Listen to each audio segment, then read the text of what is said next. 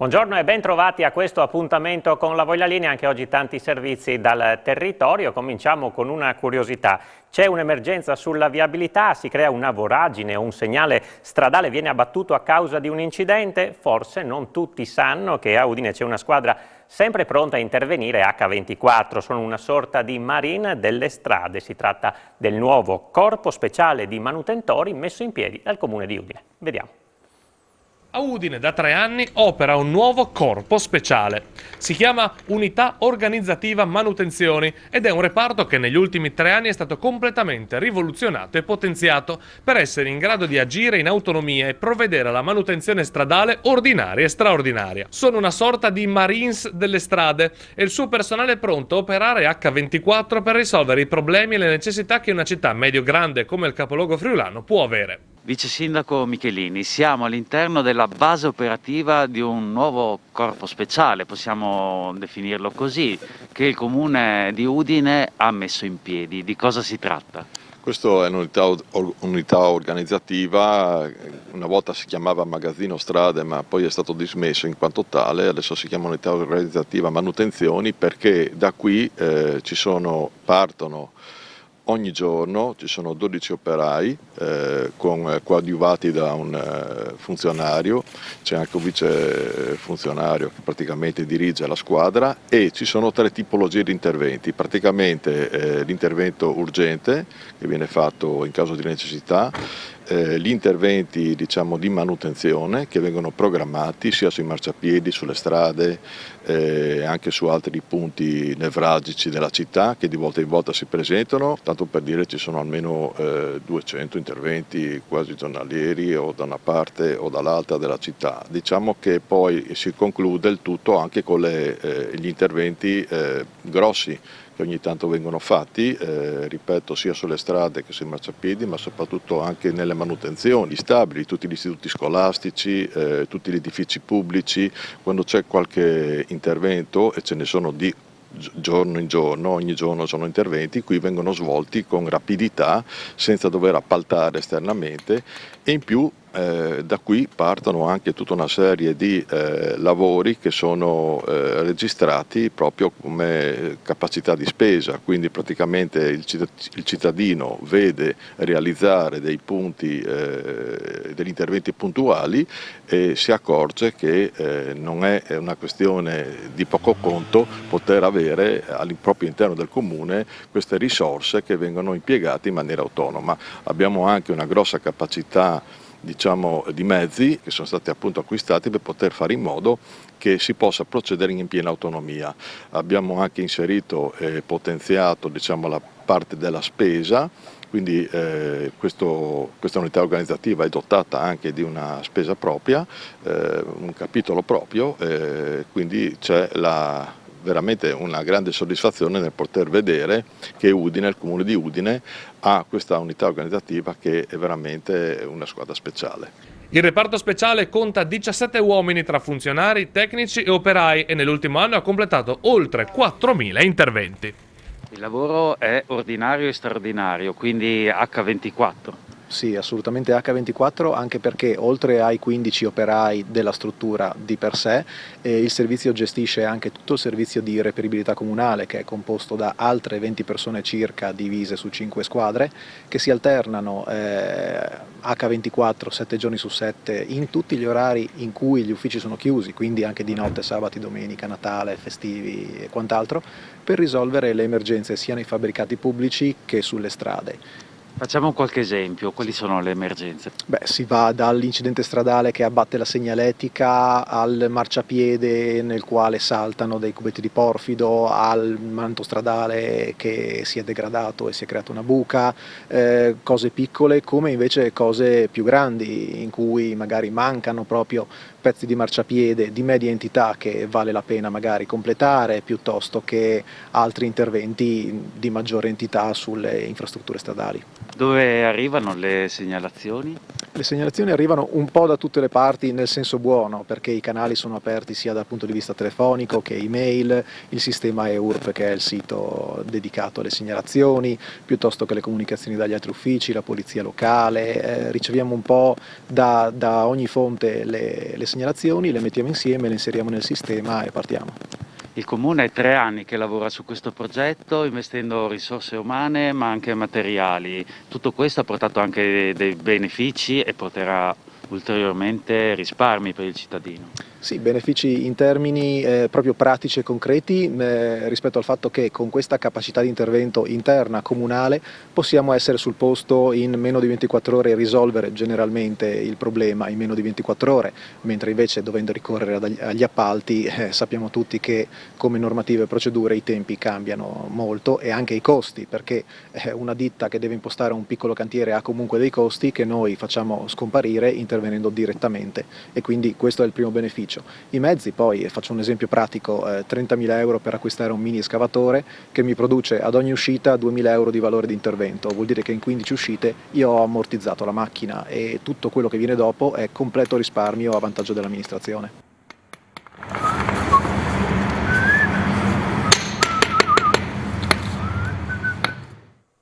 Sicuramente un servizio molto utile. Cambiamo argomento. Domani 3 dicembre si celebra la giornata internazionale delle persone con disabilità. Sarà online il video che racconta il flash mob di Special Olympics che si è svolto in tutta Italia, anche in Piazza Libertà a Udine. Il movimento conta in regione 11 team con oltre 130 atleti e una cinquantina tra dirigenti e tecnici. Vi mostriamo ora il video del flash mob andato in scena a Udine.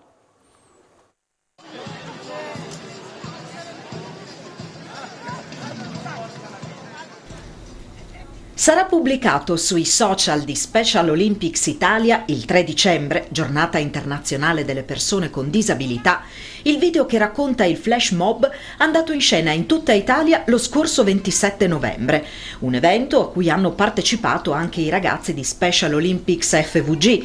Assieme a familiari e volontari si sono ritrovati in Piazza Libertà a Udine. Lì hanno ballato a ritmo di musica Life is Life con le loro divise rosse, portando una ventata di allegria nel cuore della città. È stato un inno all'integrazione realizzato all'insegna del divertimento e dello stare insieme, che ha visto intervenire anche il vice sindaco di Udine, Loris Michelini. È innegabile che Special Olympics sia una parte importante della vita di ogni atleta, familiare, volontario, coach e che in ogni evento si crei un'atmosfera unica, si respiri semplicemente vita nella sua essenza più pura, ha ricordato Giuliano Clinori, presidente di Special Olympics FVG e vicepresidente nazionale. Sulla pagina Facebook di Special Olympics Italia, sempre il 3 dicembre, sarà trasmessa in live streaming dalle 16 la convention nazionale leader del cambiamento.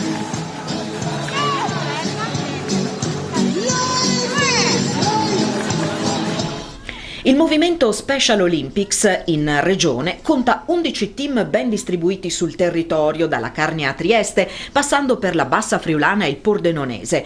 Oltre 130 atleti, con una cinquantina fra dirigenti e tecnici, seguono un programma di allenamento in varie discipline. In regione, oltre a nuoto e atletica, regine delle attività per numero di partecipanti, vengono praticati anche bocce, calcio, bowling, scherma, equitazione e basket.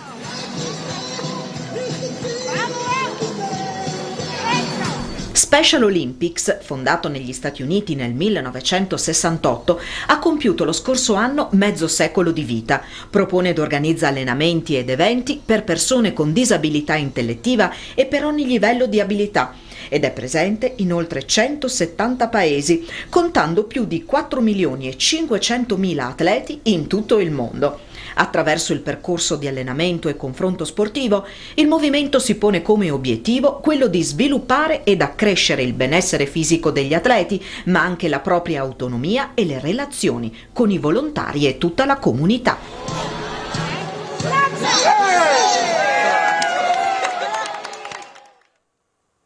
I dati regionali sull'andamento del superbonus 110% continuano a salire, facendo registrare nei giorni scorsi quasi 230 milioni di euro di investimenti ammessi a detrazione. Al 30 novembre inoltre erano 1685 le asseverazioni redatte in Friuli Venezia Giulia per accedere a questi importantissimi incentivi che meritano il massimo sostegno governativo, lo stesso che il Movimento 5 Stelle sta chiedendo a gran voce, come dichiarato dal deputato friulano Luca Sut, capogruppo del Movimento 5 Stelle nella 10ª Commissione Attività Produttive della Camera, che ieri sera è intervenuto alla trasmissione di Telefriuli Elettroshock. Ecco un estratto del suo intervento.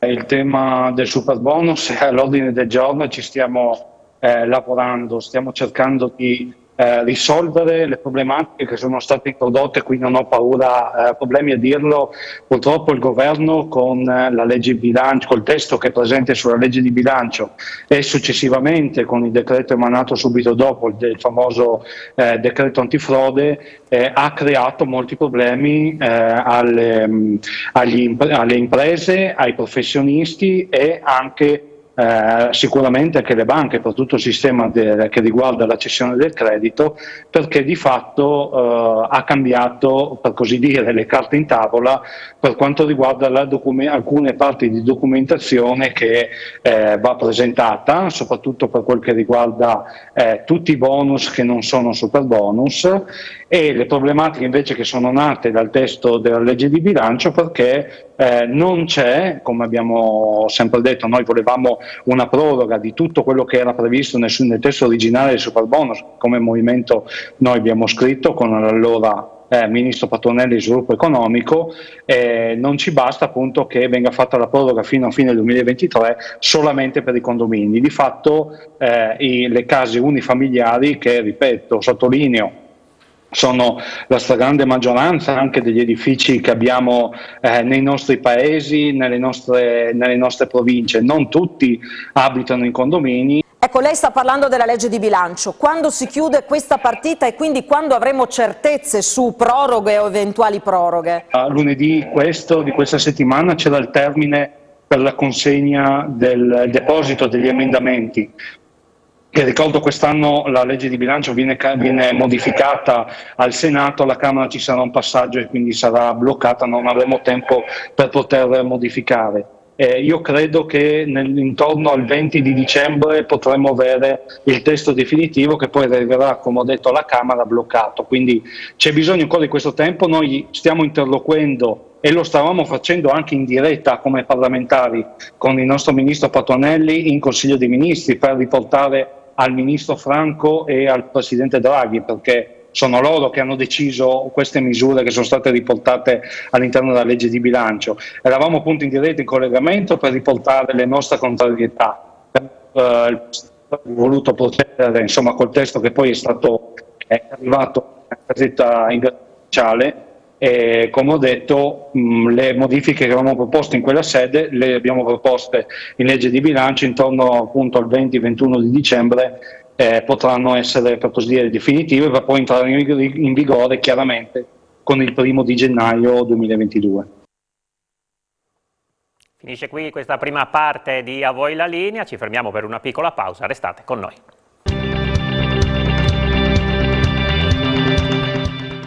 Seconda parte di A Voi la Linea in diretta. Qualche mese fa avevamo dato conto di un terribile incendio che aveva distrutto la ferramenta GOI di Fagagna. Questa realtà però è rinata e siamo andati a vedere con Paola Treppo come. Vediamo.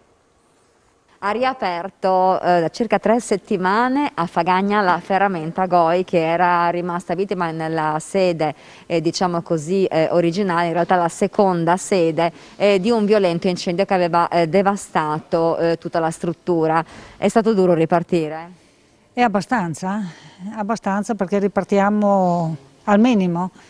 Senza merce, perché non c'è lo spazio, il posto, la possibilità, diciamo, anche per poter ripartire, insomma. Ecco, naturalmente gli spazi sono un po' più piccoli, però comunque è un segnale per, insomma, darsi anche un po' di coraggio e continuare ad andare avanti. Sì, per ripartire, diciamo che insomma per il momento ci accontentiamo, ecco, siamo veramente però ai minimi termini. Ecco, la sede si è spostata, ricordiamo dove era prima e adesso dove ci troviamo? Adesso ci troviamo in via San Daniele, sempre qui a Fagagna, e prima era in via dei Fabrizio 71. Ecco, quindi questa diciamo vuole essere una sistemazione provvisoria fino a che non sarà ristrutturato il capannone vecchio? Beh, non sarà ristrutturato, ma sarà rifatto perché è da demolire completamente. Ecco, quindi insomma ci sarà un impegno anche su questo fronte da parte vostra? Ma sicuramente sì, insomma l'impegno c'è, bisogna aspettare i termini, sì, tutte le pratiche burocratiche, dopodiché speriamo di ripartire, ecco, alla grande. Ecco, un'azienda, una realtà diciamo familiare la vostra a Fagagna da tantissimi anni? Da 36 anni, dal 1985, gennaio. Ecco, quanto è importante anche quando succedono delle cose così gravi, insomma si vede distrutto il proprio lavoro in poche ore al tempo perché è stato molto violento l'incendio, insomma essere famiglia e andare avanti tutti insieme. Dio, l'importante è l'unità, secondo me, l'unità familiare, che nessuno si perda, ecco, di rimanere uniti, dopodiché, insomma, sicuramente ce la faremo, ecco. Ecco, la comunità come ha reagito, la comunità di Fagagna, i vostri clienti in generale? Ma i nostri clienti sono stati veramente meravigliosi perché ci hanno dato una solidarietà che non pensavamo mai di avere. Meravigliosi, ecco, l'unica parola che posso dire. Ecco, e poi tra l'altro anche il capannone vi è stato concesso da una persona che insomma al momento non lo utilizzava. Non lo utilizzava e non l'avrebbe neanche affittato, ci ha fatto una grande cortesia, un favore, anche questo, è stata una persona splendida. E adesso ci colleghiamo in diretta con il comando della Polizia Locale di Udine, dove si trova per noi Isabella Gregorato, per parlare di alcuni particolari fenomeni che si stanno verificando in città. A te Isabella, buongiorno. Buongiorno Daniele, buongiorno ai nostri amici telespettatori. Hai già anticipato tu, mi trovo qui al comando della Polizia Locale in via Asquini, sono con il comandante in via Girardini, sono con il comandante della Polizia Locale Eros del Longo. Ecco, un fenomeno che si sta praticamente presentando anche qui a Udine, cosa di cui non si era mai sentito parlare prima. I parcheggiatori abusivi. Ieri segnalato uno in piazza Garibaldi, prima ancora in piazza Duomo. Diciamo che questo è un altro fronte su cui stiamo combattendo e sul quale non abbiamo intenzione ovviamente di arretrare, quindi agiremo con fermezza in modo tale che certe cattive abitudini non prendano piega nella nostra città. Ecco, effettivamente queste persone si piazzano lì sul posto e gli automobilisti ci cascano. Gli automobilisti sono magari orientati a lasciare una mancia a uno che magari ti indica dove c'è un posteggio, ma non credo sia una buona pratica da lasciar perdere. Ah, quindi si limitano a prendersi una mancia soltanto per dare indicazioni, quindi l'automobilista non paga il parcheggio anche all'abusivo? No, non è che paghi il parcheggio all'abusivo gliela mancia perché gli indica dove è il parcheggio, poi il parcheggio deve pagarlo secondo quelle che sono poi le tariffe previste, quindi per i parcheggi a pagamento. È un ulteriore balzello che non intendiamo ovviamente consentire in questa città. Ecco, infatti alle persone che vengono trovate a fare appunto da parcheggiatori abusivi, no, che cosa fate? Praticamente vengono allontanati da Udine? No, le norme prevedono l'applicazione di una sanzione di 769 euro, più viene fatto l'ordine di allontanamento per l'applicazione del DASPO urbano. Sono italiani o stranieri? Finora abbiamo fermato sui 3, 2 stranieri e un'italiana. Senta, mi risulta che sul territorio voi abbiate fatto, al di là appunto dei parcheggiatori abusivi, abbiate fatto dei rilievi anche per quanto riguarda la mancata osservazione delle norme anti-Covid proprio in questi giorni. Ultimamente, dopo l'entrata in vigore delle nuove disposizioni, dai controlli che abbiamo effettuato abbiamo elevato 3 sanzioni per mancato uso della mascherina e una sanzione in un pubblico esercizio perché non era stato controllato il Green Pass. Ecco perché è necessario, cioè voi entrate nel pubblico locale e spiega anche ai nostri telespettatori come vengono fatti effettivamente i controlli, perché anche in molti casi gli stessi esercenti dicono non ci sentiamo degli sceriffi, dobbiamo stare lì a controllare tutto, ci sono le forze dell'ordine, e invece no, i controlli vanno fatti. I controlli vanno fatti in primis dagli esercenti, anche perché rischiano anche loro una sanzione nel caso che non facciano questi controlli. Dopodiché noi accediamo ai vari locali e verifichiamo col personale seduto al tavolo che siano in regola con il pass, che ricordo deve essere il pass da vaccinazione o da guarigione, non più il pass da tampone. Ecco, dall'inizio della pandemia quanti rilievi avete fatto? Ma noi abbiamo controllato più di 20.000 persone. Quindi in questa città la nostra parte l'abbiamo sicuramente fatta. Sì. E cosa si può dire? Possiamo trarre un bilancio? Gli udinesi sono abbastanza ligi al dovere in questo caso? Ma se calcoliamo il numero percentuale delle sanzioni che sono state elevate rispetto ai controlli, siamo a livello insomma, del 2% della popolazione, quindi diciamo che abbiamo dei cittadini che sono abbastanza rispettosi delle regole. Infrazioni più frequenti, quello della mascherina? Quelle sono sicuramente più frequenti, sono legate quindi al mancato uso della mascherina, a maggior ragione adesso che eravamo abituati quindi a stare senza all'aperto diventa un attimino più difficile nel ritornare alle vecchie abitudini, però così è e bisogna adeguarsi. Quindi attenzione, mascherina sempre addosso, anche all'aperto, se uno non la porta, di quant'è la sanzione? La sanzione è di 400 euro. Bene, con questo è tutto, ringraziamo il comandante della Polizia Locale di Udine, Eros Dell'Ongo, ringrazio Paolo Bassi per le riprese e restituisco la linea allo studio. Grazie allora Isabella e grazie anche al comandante e buon lavoro. Ieri sera è stato inaugurato uno dei principali stadi del prossimo mondiale di calcio in Qatar, l'Al Bayt. A realizzare l'avveniristica copertura mobile dell'impianto da 65.000 posti è stata la pordenonese Cimolai.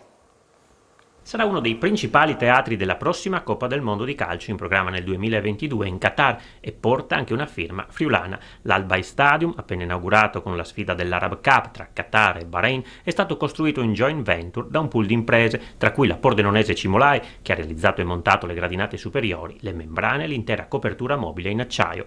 L'impianto, nella città di Al-Khor, a nord di Doha, si estende su una superficie di circa 200.000 metri quadrati per 320 metri di lunghezza, 280 di larghezza e 73 d'altezza e può contenere fino a 65.000 posti a sedere. La copertura mobile media in Cimolai è certamente, per dimensioni e ricercatezza, la componente più avveniristica dell'intero progetto, caratterizzata da un tetto largo 100 metri e lungo 160, che si apre e si chiude in due metà verso il centro del campo in circa 20 minuti grazie a sofisticati meccanismi. Inoltre il tetto può anche essere traslato totalmente verso nord per favorire una maggiore penetrazione del sole e consentire una contestuale illuminazione del manto erboso. Per costruire l'intera struttura, la Cimolai ha impiegato oltre 30.000 tonnellate in acciaio, realizzando principalmente tubi negli stabilimenti di San Giorgio di Nogaro, Monfalcone, Polcenigo e Roveredo in Piano. I tubi e le altre componenti sono poi state trasportate in Qatar, principalmente via mare, partendo dai porti di Monfalcone e di San Giorgio di Nogaro. Nei 5 anni di lavoro in Qatar, a partire dal 2016, Cimolai ha coinvolto 450 persone, tra ingegneri, supervisori e tecnici specializzati in climbing, impiegati nelle varie fasi di trasformazione, montaggio e completamento dell'opera. La speranza è che nell'impianto possa giocarci anche l'Italia di Mancini, ancora in cerca del pass per i mondiali. È tutto per questa puntata di A Voi la Linea, grazie per essere stati con noi, buon proseguimento di giornata in compagnia dei programmi di Telefriuli.